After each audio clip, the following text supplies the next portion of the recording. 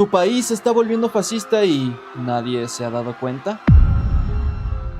El fascismo no llega de golpe, no empieza con marchas militares ni con discursos grandilocuentes, empieza de formas más sutiles, y si sabes dónde mirar puedes encontrarlo en los lugares más inesperados, incluso en la animación infantil. Para este video identifiqué 7 señales clave del fascismo. Si quieres profundizar más en estas ideas te dejo en la descripción la bibliografía completa, pero en este video vamos a hacer algo diferente. En lugar de explicarlo con largos análisis históricos, voy a mostrarte estas señales pero en la animación infantil, no porque estas series y películas sean fascistas, sino porque muchas veces sin quererlo reflejan varias de las estrategias que estos regímenes autoritarios han usado a lo largo de la historia. Así se te hará más fácil reconocer estas señales cuando las veas en la vida real. Señal 1. Demonización del enemigo interno. Si un gobierno necesita fabricar enemigos en vez de gobernar, algo anda mal. El fascismo siempre necesita de un enemigo interno, pero no cualquier enemigo. Debe ser un grupo que no ostente poder real. Por eso nunca atacan a las élites económicas, porque ostentan el poder real en la sociedad. Más les gusta meterse con minorías, sectores vulnerables, grupos que ya están marginados u opositores ideológicos. El fascismo distorsiona su impacto y los convierte en la causa de todos los males. Walter Benjamin advierte que el fascismo no es un accidente, sino una respuesta violenta de las élites cuando sienten que su poder o intereses se ven amenazados. Y la forma más efectiva de desviar la atención de los problemas estructurales es encontrando un chivo expiatorio. Pensemos en Shrek. Por cierto, ya es una retrospectiva completa de la saga. En la primera película, Lord Farquaad expulsa a todas las criaturas mágicas de Duloc, presentándolas como el otro, esa amenaza a la paz, a la cohesión y al orden del reino. Aunque en realidad estas criaturas no hayan tenido ningún poder real, nunca representaron peligro alguno. Igual son marginadas, perseguidas y obligadas a huir de sus hogares, mientras Farquaad usa su exclusión para consolidar su imagen de líder fuerte y protector, punto que ya toparemos más adelante. Su estrategia no es mejorar la vida en Duloc, sino consolidar su poder a través de la creación de un enemigo interno. Y esto te debe sonar familiar. En los años 30 los nazis hicieron exactamente lo mismo. Buscaron un chivo expiatorio, o algunos. Hitler culpó a los judíos, a los comunistas y a los bolcheviques de la crisis económica alemana, exagerando su impacto y convirtiéndolos en enemigos públicos. Lo mismo han hecho otros regímenes fascistas, con minorías religiosas, étnicas, sectores empobrecidos, inmigrantes y opositores ideológicos. Pero esto no es solo cosa del pasado. Hoy vemos lo mismo en gobiernos contemporáneos, con discursos anti-inmigrantes, anti-minorías, anti-zurdos, que los acusan de causar desempleo, inseguridad o crisis económica. Los discursos de odio, las políticas represivas y el señalamiento de enemigos imaginarios no son casualidad,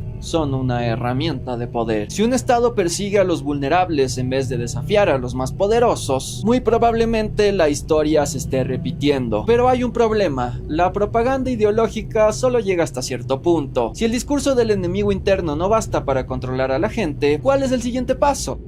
Exacto.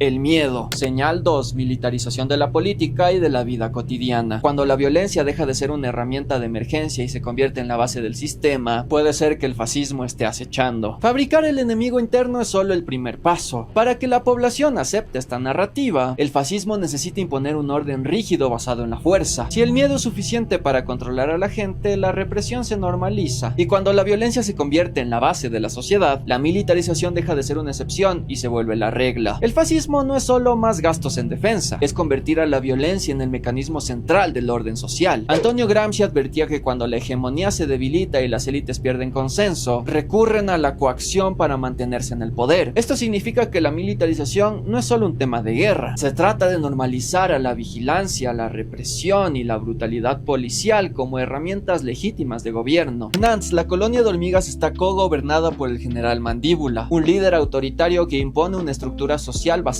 en la obediencia militar, el desprecio por los débiles y la eliminación de la disidencia. Su discurso gira en torno a la fuerza y a la disciplina. El sacrificio es necesario, la guerra es gloriosa y quienes no encajen en este sistema deben ser eliminados. No hay debate ni diálogo, así como las dictaduras han justificado la represión en nombre del orden. Mandíbula usa la propaganda y coacción militar para consolidar su control. El siglo XX está lleno de ejemplos, desde Mussolini y Hitler hasta las dictaduras militares de América Latina. El patrón patrón es el mismo: cuando la persuasión falla, el fascismo impone el miedo, ya sea con los camisas negras, las SS o los escuadrones de la muerte. La historia ha demostrado que la violencia militar es su arma favorita. En América Latina, las dictaduras de Videla en Argentina y la de Pinochet en Chile militarizaron la sociedad, implantando un sistema de vigilancia, tortura y desapariciones forzadas. Y lo más preocupante es que muchas de estas prácticas siguen vigentes y hasta están en auge. Hoy vemos despliegues militares para la seguridad interna, discursos de mano dura y la criminalización de la protesta como si fueran medidas normales. Pero la militarización de la sociedad no solo se usa para garantizar el orden, es también una forma de disciplinar a la población, especialmente a aquellos que podrían desafiar el poder. Y si hay un grupo que históricamente ha desafiado a los regímenes autoritarios, son los trabajadores organizados. Señal 3. Desmantelamiento de derechos laborales y represión sindical. Si el Estado trata a los sindicatos como una amenaza y no como un derecho, lo que busca no es estabilidad,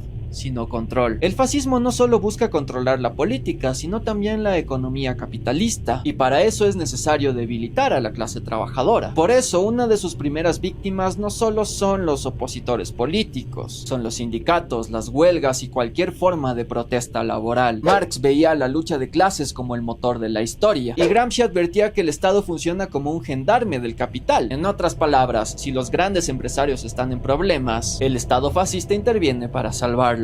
¿Y el precio? Lo pagan los trabajadores. Así eliminan sindicatos o los convierten en títeres del Estado, y al mismo tiempo flexibilizan las leyes laborales para que los empresarios tengan control absoluto sobre los trabajadores. La colonia de las hormigas en Bichos es el ejemplo perfecto de cómo el fascismo trata a los trabajadores. Los saltamontes, liderados por Hopper, controlan todo el trabajo de las hormigas. Se quedan con todo lo que producen y dan migajas a cambio. Gobernando con el miedo, Hopper se asegura de que ninguna hormiga cuestione el sistema ni se organice. Él sabe que las hormigas organizadas son más fuertes que su banducha de saltamontes. Y el mensaje es claro: cuando los trabajadores no pueden organizarse, el poder económico de las élites se vuelve absoluto. ¿Solo una película? No, esto ha pasado una y otra vez en la historia. En la España franquista, Franco destruyó sindicatos, prohibió la huelga y convirtió a la organización sindical española en un brazo del régimen. En la Alemania nazi, Hitler hizo lo mismo en 1933, disolviendo los sindicatos independientes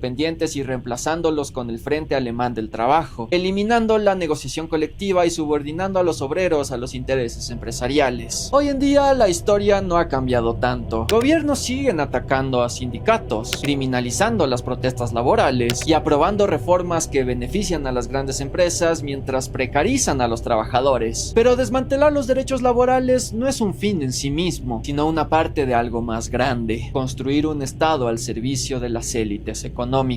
Y cuando el gobierno ya no trabaja para la gente, sino para los dueños del capital, pasamos a la siguiente señal. Señal 4. Fusión del Estado con los intereses empresariales. Cuando el Estado deja de ser un árbitro y se convierte en el gerente de las élites, la democracia desaparece. El fascismo no destruye al capitalismo, lo adapta. No busca expropiar la riqueza de los empresarios, sino garantizar que el Estado trabaje exclusivamente para ellos. No se trata para nada de una ideología que desafía el sistema económico, sino de una que lo refuerza con nuevas herramientas de control. Marx llamaba al Estado burgués capitalista el comité de administración de los negocios de la clase dominante, y como hemos visto, Gramsci señalaba que en tiempos de crisis el Estado se vuelve aún más represivo para proteger los intereses de las élites. Este proceso no ocurre de la noche a la mañana. Poco a poco el Estado privatiza recursos estratégicos para que el capital privado controle sectores esenciales. Se eliminan regulaciones fiscales y laborales en nombre del progreso, y mientras los derechos sociales se recortan, las grandes empresas reciben subsidios y privilegios para consolidar su dominio. Bajo el fascismo, el mercado no desaparece, sino que se vuelve más desigual y brutal. Su propósito no es generar competencia, sino asegurar que las élites económicas nunca pierdan. En Robots, la megacorporación Industrias Gran Soldador es tomada por Ratchet, un empresario despiadado que elimina cualquier opción que no genere ganancias para la élite. Bajo su control, los robots pobres son descartados, las piezas esenciales se vuelven inaccesibles, y el progreso es solo para los ricos, mientras los vulnerables se quedan quedan por fuera del sistema. Lo que antes era una sociedad con oportunidades para todos, se convierte en una máquina diseñada exclusivamente para enriquecer a unos pocos. Y de nuevo, esta historia no es ficción. En Chile, Pinochet implementó el neoliberalismo extremo con los Chicago Boys, vendiendo empresas estatales y beneficiando a grupos económicos como Luxic y Mate. En la Italia fascista y en la Alemania nazi hubieron privatizaciones. En esta última, Hitler colaboró con grandes empresas como Siemens y Krupp, que usaron trabajo esclavo en sus fábricas para maximizar sus ganancias. En ambos casos, el Estado no solo facilitó el poder de las élites empresariales, sino que eliminó cualquier mecanismo que pudiera regular sus abusos. Hoy, esta misma lógica sigue vigente. Gobiernos recortando derechos para beneficiar a empresarios, eliminando regulaciones y privatizando lo esencial en nombre de la eficiencia. Y mientras el discurso oficial promete crecimiento y estabilidad, la realidad es que cada vez más personas quedan por fuera del sistema. Si el Estado empieza a parecer más una empresa que un gobierno, es porque ya no trabaja para la gente, sino para quienes lo financian. Pero si el fascismo trabaja para las élites económicas, necesita algo más para sostenerse. No puede depender solo de la violencia y la represión, porque tarde o temprano la gente se va a cansar. Además que se quedan sin trabajadores. Aquí es donde entra la siguiente estrategia: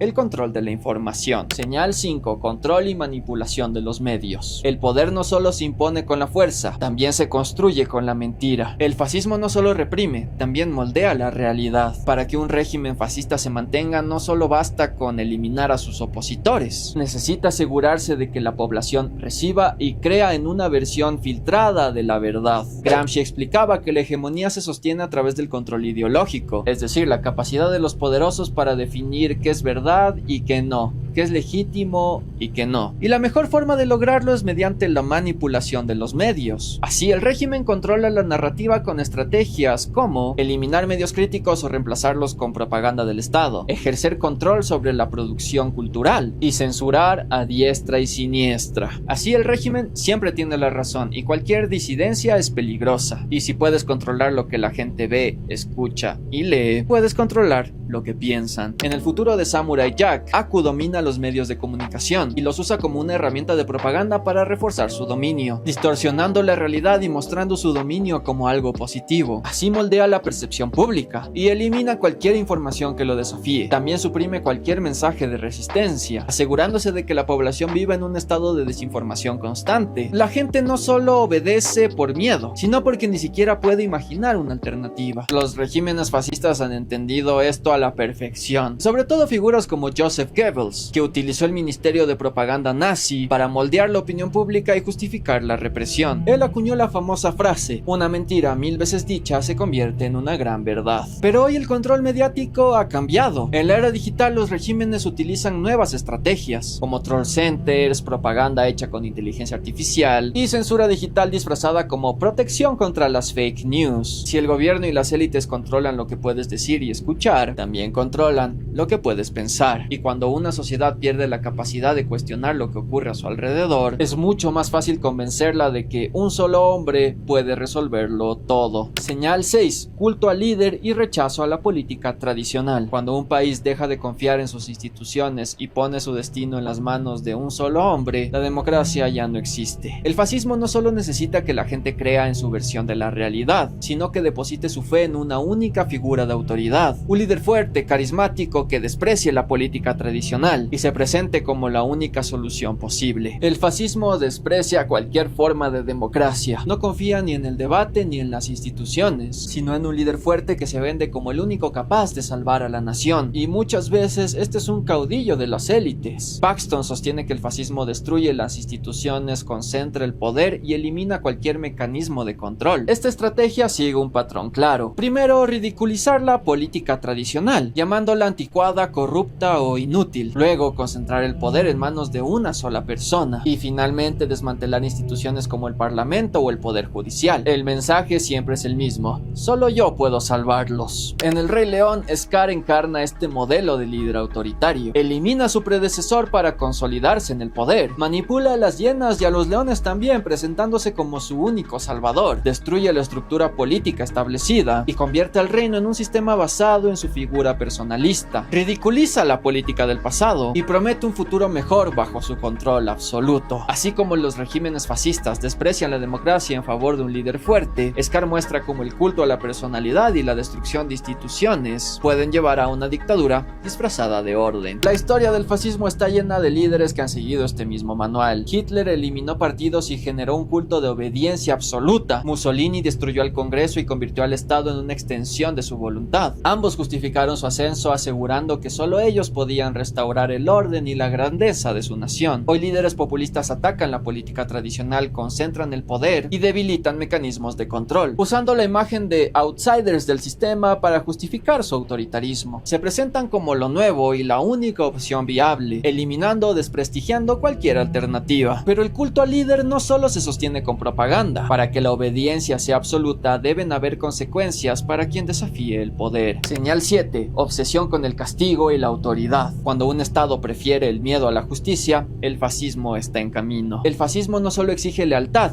también impone castigo. El fascismo convierte a la justicia en una herramienta de control. Gramsci y Poulantzas explican que, cuando el poder empieza a tambalearse, el Estado intensifica la coerción. Es decir, cuando la manipulación ya no es suficiente, el miedo entra en acción. Quien desafía el orden paga el precio. En Avatar, la leyenda de Aang, la Nación del Fuego impone su dominio a través de la represión brutal, la vigilancia y los castigos extremos. En Ba Sing Se, el gobierno infiltrado por la Nación del Fuego oculta la guerra, tortura y borra la memoria de los disidentes. También está la prisión de Haru, que se convierte en un centro de castigo extremo a la vez de trabajo forzado, reflejando la manera en cómo el fascismo encarcela y tortura a los opositores políticos. Pero el castigo más impactante es quizás el de Osai a Zuko. El propio líder del régimen quema a su propio hijo para disciplinarlo, dejando claro que en el fascismo ni siquiera los más cercanos al poder están a salvo. La verdad es que la Nación del Fuego es un gran ejemplo de cómo funciona el fascismo. La historia está llena de ejemplos donde la justicia se vuelve en represión. La Gestapo nazi y la obra de la Italia fascista, que persiguieron y eliminaron opositores. Franco, Pinochet y Videla también usaron el terror estatal para disciplinar a la sociedad.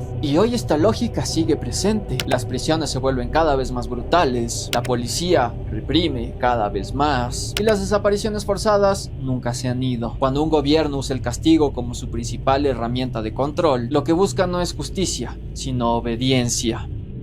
El fascismo nunca llega de golpe, se infiltra de a poco, hasta que es demasiado tarde para detenerlo. Estas 7 señales no son historia antigua, siguen reapareciendo una y otra vez. Algunas son más evidentes, otras se disfrazan de orden, progreso o seguridad. Pero la lección es clara: cuando un gobierno se vale de la mayoría o de todas estas señales, el fascismo está en camino. Pero no se preocupen porque hay otra lección. Solo las clases populares y los trabajadores organizados son lo suficientemente fuertes como para hacerle frente. La pregunta es, ¿podremos reconocerlo antes de que sea demasiado tarde? Primero vinieron por los socialistas y guardé silencio porque no era socialista. Luego vinieron por los sindicalistas y no hablé porque no era sindicalista. Luego vinieron por los judíos y no dije nada porque no era judío. Luego vinieron por mí y para entonces no quedaba nadie que hablara a mi nombre.